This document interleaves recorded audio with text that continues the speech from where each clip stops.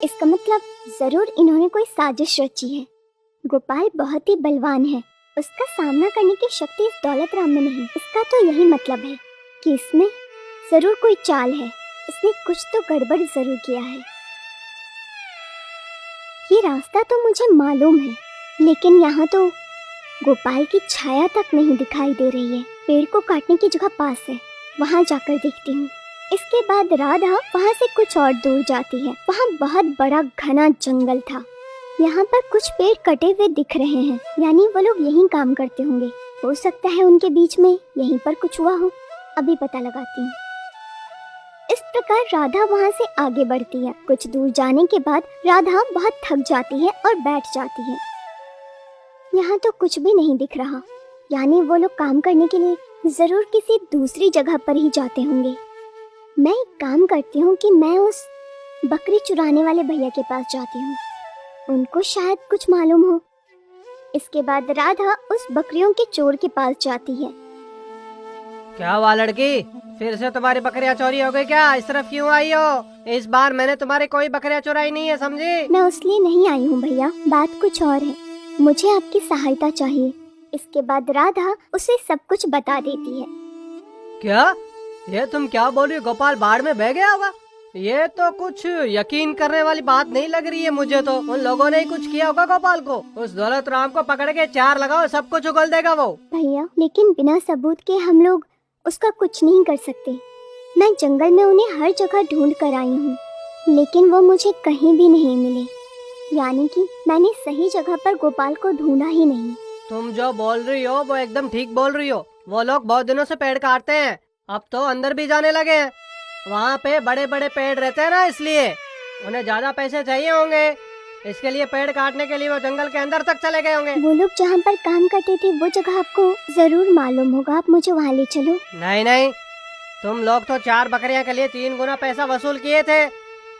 मैं अब तुम्हें क्यों सहायता करूं, बोलो? मैं नहीं आऊंगा तुम्हारे साथ। ऐसा मत कहो गंगू भैया, मैं एक लड़की हूँ ना, अपने पति को ढूंढने इस जंगल में भटक रही हूँ। मुझे आपकी सहायता की बहुत ही जरूरत है और इस काम के बदले मैं आपको 100 सिक्के दूंगी। आप बस मदद कर दो भैया। मुझे तुम्हारे 100 सिक्कों की कोई जरूरत नहीं है, समझी तुम? एक अकेली लड़की जंगल में अपने पति को ढूंढ रही है, इसलिए तुम पर तरस खा के साथ चलूंगा। लेकिन हाँ, याद रखना शाम तक वापस लौट आना है, नहीं तो हम दोनों मिलके जंगली जानवरों का शिकार बन जाएंगे। ठीक है, तो फिर आप मुझे अभी के अभी उस जगह पर अपने साथ लेकर चलो। ठीक है, कुछ खाना साथ में लेकर भी जाएंगे। जंगल में खाने के लिए कुछ भी नहीं मिलेगा। इसके बाद वो लोग अपने साथ कुछ खाने का सामान लेकर गोपाल को ढूंढते हुए जंगल की तरफ बढ़ जाते हैं। कुछ दूर जाने के बाद, भैया ये देखो, यहाँ पर इन पेड़ों को काटकर 2 दिन से ज्यादा नहीं हुए होंगे। इन्हें देखकर लगता है कि इनके पेड़ का मूल अभी कच्चा है, यानी कि यहाँ पर कुछ न कुछ तो हुआ है।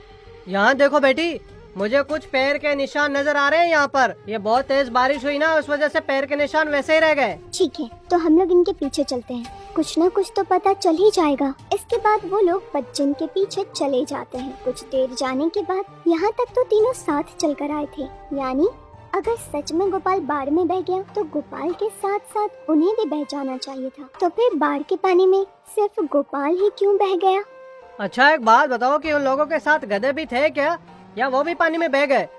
वो तो ऐसे ही कह रहे थे कि वो भी पानी में बह गए थे। नहीं तो उनके गधे तो वहीं पर उनके घर के पास ही बंधे हुए थे। यानी कि उन चोर चक्कों ने अपने गोपाल के साथ कुछ किया होगा। यहाँ देखो, इस पेड़ के पीछे कुछ रास्ता दिखाई दे रहा है मुझे। सही कहा, बाहर से देखने पर ये रास्ता दिखाई ही नहीं दे रहा था। चलो अंदर चलकर देखते हैं।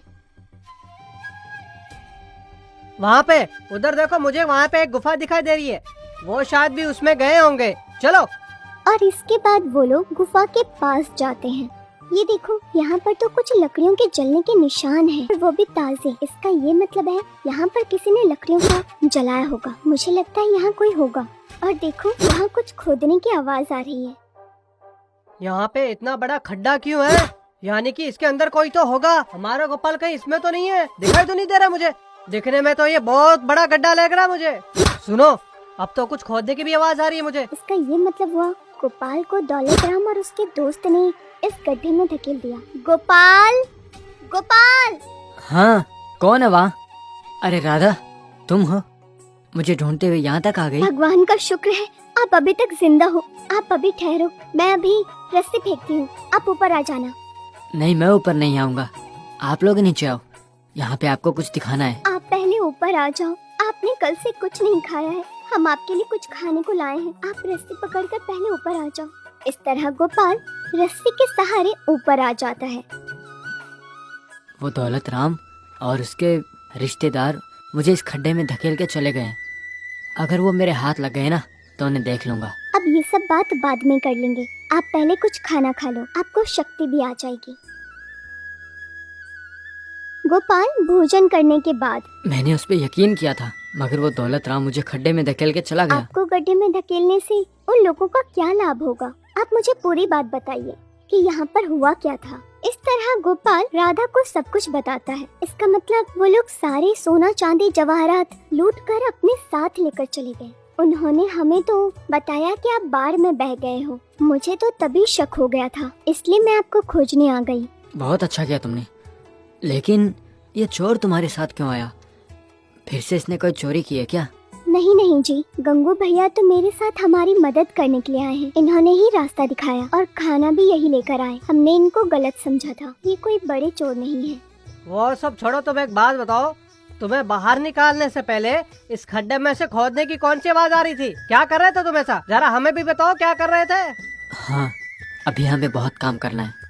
मेरे साथ साथ इस रस्सी को आप भी पकड़कर अंदर उतर के देखो तो। इसके बाद वो तीनों गड्ढे में नीचे चले जाते हैं। मुझे तो बहुत अजीब लग रहा है। वो देखिए, वहाँ से कुछ रोशनी आ रही है। क्यों ना एक बार वहाँ चलकर देखें। मुझे तो लगता है कि उस तरफ और भी ज्यादा खजाना होगा। मेरे पास जो कागज था उस पे लिखा हुआ रास्ता यही लग रहा है मुझे। क्या कहा? आपके पास कोई कागज था? क्या ये वही कागज है जिसे आप अपने साथ रखते थे? पूरा खजाना तो दौलत राम और उसके साथ ही ले गए। क्या अब भी वहाँ पर कुछ बचने की उम्मीद है?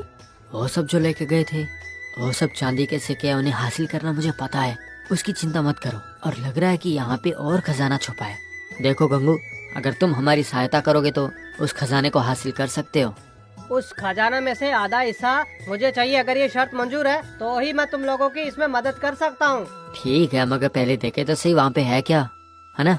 चलो पत्थर हटा के देखते हैं। इसके बाद वो सब मिलकर गुफा के दीवार में छेद करते हैं। देखो वहाँ पे कुछ रास्ता दिखाई दे रहा है, चलो उधर चलते हैं। देखो, बिल्कुल ये कागज में दिखा रहा रास्ता सही लग रहा है। मतलब हम बस खजाने के पास पहुँचने वाले हैं। हाँ ठीक है, तो उस कागज में दिखने वाला रास्ता ऐसा था, लेकिन फिर भी हमें थोड़ा सतर्क रहना चाहिए। यहाँ पर दूर दूर तक कोई नहीं दिख रहा। यहाँ पर जंगली जानवर आ सकते हैं ना। तुम डरो मत राधा, चुपचाप मेरे साथ चलती रहो। देखो वहाँ एक गुफा है। इसके बाद वो तीनों गुफा में जाते हैं। वहाँ पे उन लोगों को 10 मटके मिलते हैं। ये तो बिल्कुल कल वाले मटके की तरह ही लग रहे हैं, यानी कि इन मटकों में चांदी के सिक्के होंगे तो ना? इन्हें खोल कर देखते हैं ना। इसके बाद राधा मटके पे रखे कपड़े को हटाती है। इसमें से अचानक एक सांप निकल आता है। राधा डर के पीछे हट जाती है। घबराना मत, वो चला जाएगा। ये देखो, ये सोने के सिक्कों से भरा है, मतलब दूसरे मटकों में भी सोने के सिक्के ही होंगे। शुक्र है इतने दिनों के बाद मुझे खजाना मिल गया। उस दौलत राम और उसके साथी ने मिलकर मुझे इस गुफा में छोड़कर बहुत अच्छा काम किया है। इसीलिए तो बुजुर्ग कहते हैं ना, यही कि जो भी होता है अच्छे के लिए होता है। ये तो बहुत बढ़िया हुआ। पहले हम इन मटकों को ऊपर पहुंचाना होगा, और अब तो रात भी होने वाली है, तो जल्दी करो। हाँ, इतनी रात हो गई है, हम लोग इतना वजन उठा के ज्यादा दूर नहीं जा सकते, वरना जंगली जानवर हमें नोच कर खा जाएंगे, समझे? आज की रात को हम लोग यहीं पर आराम करते हैं। ठंड पड़ रही है तो यहाँ पर आग जलाऊं क्या मैं?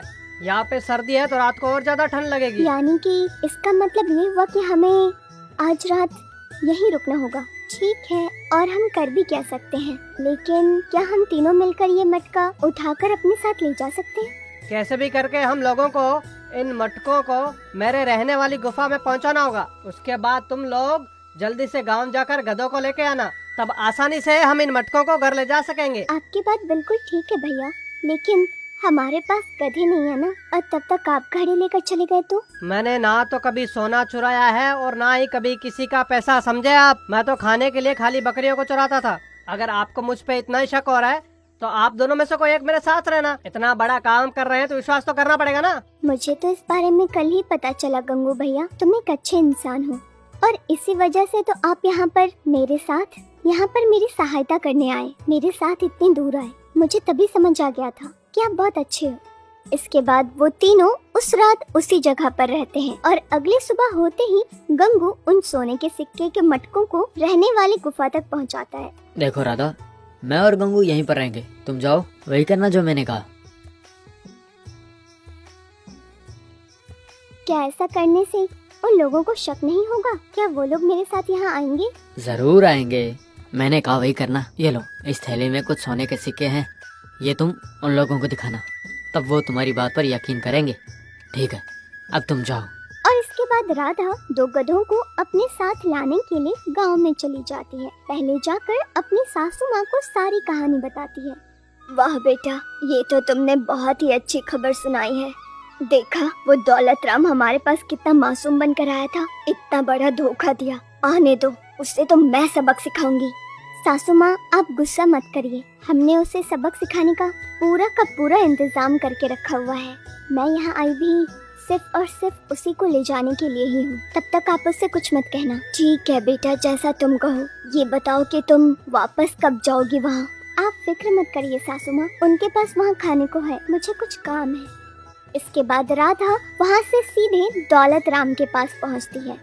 अरे दौलत राम काका, मेरा पति तो जिंदा है, उन्होंने आपको शुक्रिया कहने को भेजा है। क्या गोपाल अभी तक जिंदा है? यानी कि तुम्हें मेरी पूरी बात का पता चल गया है, मगर उसने मुझे शुक्रिया कहने के लिए क्यों कहा तुमसे? हाँ काका, अगर आपने उन्हें उस गड्ढे में नहीं गिराया होता तो फिर हमें उन सोने के सिक्कों का खजाना नहीं मिलता। क्या? आखिर ये क्या बोल रही हो तुम? सोने के सिक्के, वो भी पूरे मटके भरे हुए? उतनी भारी रकम वहीं पर मिली है क्या? यानी कि हम गोपाल को छोड़कर सिर्फ चांदी के सिक्के ही लेकर आए हैं? ऐसा कुछ भी नहीं है काका, आप लोग जब उन्हें छोड़कर आ गए तो उन्हें वहाँ पर एक रोशनी दिखाई दी। वहाँ जाकर खोदने पर एक रास्ता मिला और उस रास्ते से जाने पर सोने के सिक्कों का ढेर सारा मटका मिला। वहाँ सिर्फ एक सोने का मटका नहीं था, ढेर सारा मटका रखा था। सब कुछ झूठ है, तुम तो हमें उल्लू बनाने के लिए ये सब बोल रही हो। हमने तुम्हें चांदी के सिक्कों का हिस्सा नहीं दिया ना, इसीलिए तुम ये बोल रही हो। लेकिन हाँ, अगर तुम्हें चाहिए तो मैं एक पूरा मटका दे दूंगा। नहीं काका, सच में मैं जो बोल रही हूँ वो बिल्कुल सच बोल रही हूँ। ये देखो, कुछ सिक्के तो मैं अपने साथ लाई हूँ। हाँ, ये तो सोने के सिक्के हैं। यानी कि तुम बिल्कुल एकदम सच बोल रही हो। मगर ये सब तुम मुझसे क्यों बोल रही हो? काका, उस कागज में एक बार देखो तो उसमें बनाए गए रास्ते पर जाने पर ही हमें वो सोने के सिक्के के मटके मिले। ऐसे ही कुछ दूर जाएंगे तो शायद हीरे से भरा मटका मिले, लेकिन वहाँ तक जाना काफी मुश्किल है और उसके लिए आपकी सहायता चाहिए। मैं इसलिए आपके पास आई हूँ, आप हमारी सहायता करेंगे ना? तुम्हारे कहने का मतलब है कि हम लोग उससे भी और आगे गए तो हमें हीरो का खजाना मिलेगा? ठीक है, मैं तुम लोगों की सहायता करूंगा, मगर उससे मुझे क्या मिलने वाला है? पूरे खजाने में आधा आपको मिल जाएगा। आप अपने साथियों को लेकर आना और अपने गधों को भी। उस जंगल के बड़े पीपल के पेड़ के पास ही आपको गोपाल मिल जाएगा। आप भी वहीं पर आ जाना काका समय से। गोपाल आपका इंतजार करेगा वहाँ। ठीक है, हम दोनों मिलकर उस पेड़ के नीचे मिलेंगे। तुम जाओ, मैं तुम पर यकीन कर सकता हूँ, लेकिन हाँ, मुझे तुम लोगों पर भरोसा, तुम ऐसा कुछ नहीं करोगे। देखिए दौलत काका, अगर वो खजाना हमें मिला तो हमसे ज्यादा दौलतमंद और कोई भी नहीं होगा। इस तरह राधा दौलतमंद को अपने साथ ले जाने के लिए तैयार कर लेती है। देखिए जी, अभी यहाँ दौलत राम काका बस आते ही होंगे, सतर्क रहना। इस बार तो उनकी चाल नहीं चलने वाली, मुझे मारने की कोशिश की थी ना। इतने में वहाँ पर दौलत राम अपने साथी और अपने गधों को लेकर आता है। देखो गोपाल, मुझे उसके लिए माफ कर दो। उन चांदी के मटकों को खींचने के बाद वहाँ पर एक शेर आ गया था, हम लोग डरकर वहाँ से भाग गए। हम लोग तुम्हें वहाँ से लाने की सोच रहे थे कि देखा कि तब तक तुम्हारी पत्नी आ गई थी। वो सब छोड़ो ना काका, अब मुझे तो कुछ याद भी नहीं रहा। अब तो हमारा बस एक ही कर्तव्य है, किसी भी तरह हीरो के खजाने तक पहुँचना है। हम लोग मिलकर उसे हासिल करेंगे। सचमुच वो हीरो का खजाना है ना? मुझे तो बिल्कुल यकीन ही नहीं हो रहा है। क्यों नहीं होगा, पहले तो चांदी के सिक्कों का खजाना मिला था ना, वो सच है ना। उसके बाद मुझे सोने के सिक्कों का खजाना मिला था। ये देखो, पूरे सोने के सिक्कों से भरा है ये मटका, है ना? हाँ? बाप रे, इतना सोना मैंने तो अपनी जिंदगी में नहीं देखा। अब हमें क्या करना, जल्दी बोलो। अगर हमें हीरो के खजाने को हासिल करना है तो इस रास्ते से आगे जाना पड़ेगा। मगर वहाँ पर भी एक और गुफा है। वहाँ पहुँचने के बाद अगर हम लोग वहाँ खोद कर देखेंगे तो जरूर उनमें हीरो का खजाना छुपा कर रखा होगा। ठीक है, तुम्हारे हाथ में जो कागज है वही रास्ता दिखा रहा है ना, तो देर किस बात की, चलो चलते हैं। इसके बाद वो लोग गोपाल के दिखाए जाने वाले रास्ते पर आगे बढ़ने लगते हैं। यहाँ पर मुझे थोड़ा सा डर लग रहा है, क्योंकि मैं यहाँ पे पहले कभी आया नहीं ना। यहाँ पे कुछ रास्ता भी नहीं दिखाई दे रहा है। पर ये कागज तो सही बता रहा है, आगे घना जंगल दिखाई दे रहा है, और वैसे भी आगे निकलेंगे तो ही पता चलेगा ना। बस आप चलते रहिए। हाँ, वहाँ देखो, वहाँ एक गुफा दिखाई दे रही है, चलो उस तरफ जाएंगे। इसके बाद सभी लोग उस गुफा के पास आते हैं। रुक जाओ, शायद हम लोगों को यहीं पर खोद कर देखना होगा। अरे ये पत्थर तो बहुत भारी है, इसको बाहर निकालना तो बहुत कठिन है। सही कहा, इसीलिए मैंने काका को बुलाया है। अगर हम चारों मिलकर इस पत्थर को तोड़ेंगे तो हम इसका चकनाचूर कर देंगे, ठीक है? जल्दी इसे तोड़ना शुरू करो। इसके बाद वो लोग वहाँ पर बहुत बड़ा गड्ढा खोदते हैं। उसके बाद दौलत काका, मुझे बहुत भूख लग रही है। एक काम करेंगे, मैं, गंगू और भाई खोदेंगे, इतने में आप दोनों जाकर खाना खाकर आ जाओ। आपके आने के बाद ही हम जाएंगे। राधा, एक बार नीचे रस्सी छोड़ना। ठीक है, हमको थोड़ा समय दो, तब तक हम खाना खा लेते हैं, तुम लोग काम करते रहो। इसके बाद दौलत राम और उसका साथी बैठकर खाना खाता है और खाना खाने के बाद फिर से गड्ढे में नीचे चला जाता है। इतना गहरा खड्डा खोद दिया हम लोगों ने। ठीक जगह पर तो खोद रहे हैं ना हम लोग गोपाल? बोलो। ये कागज तो रास्ता सही बता रहा है, इसके हिसाब से हम लोग ठीक जगह पर ही खोद रहे हैं। हमें यहाँ बहुत बड़ा हीरो का खजाना मिलेगा। ठीक है, आप लोग खाना खाकर आ जाओ, तब तक हम दोनों खोदते हैं इसको। इसके बाद गोपाल और गंगू रस्सी पकड़कर ऊपर आ जाते हैं। इतनी देर हो गई, ये लोग अभी तक वापस क्यों नहीं आए? कहाँ रह गए आखिर? गोपाल, ओ गोपाल! अरे बाप रे, इतने बड़े बड़े सांप, वो भी इसी तरफ आ रहे। एक नहीं, ये तो चार चार सांप है। वहाँ से निकलने के थोड़ी देर बाद अब तक तो वो लोग सांप के काटने से मर गए होंगे, मुझे मारने की कोशिश कर रहे थे। उनको खबर दो कि उनको खोदने पर मैंने ही मजबूर किया था। अच्छा, एक और अच्छी बात बताऊं, उस खड्डे से रस्सी के बिना निकलना असंभव है, क्या समझे? हम लोगों ने जो सांप छोड़े थे, अगर वो डसेंगे ना तो वो लोग उसी वक्त मर जाएंगे, और उन लोगों को तो इस गांव में कोई ढूंढने वाला भी नहीं है, क्या समझे? और कल जाकर हम लोग उन गड्ढों को मिट्टी से भर देंगे। इसके बाद वो लोग घर पहुँचते हैं। उनको मिले हुए सोने के सिक्कों से गोपाल एक बड़ा सा और सुंदर घर बनाता है और उस घर में अपनी माँ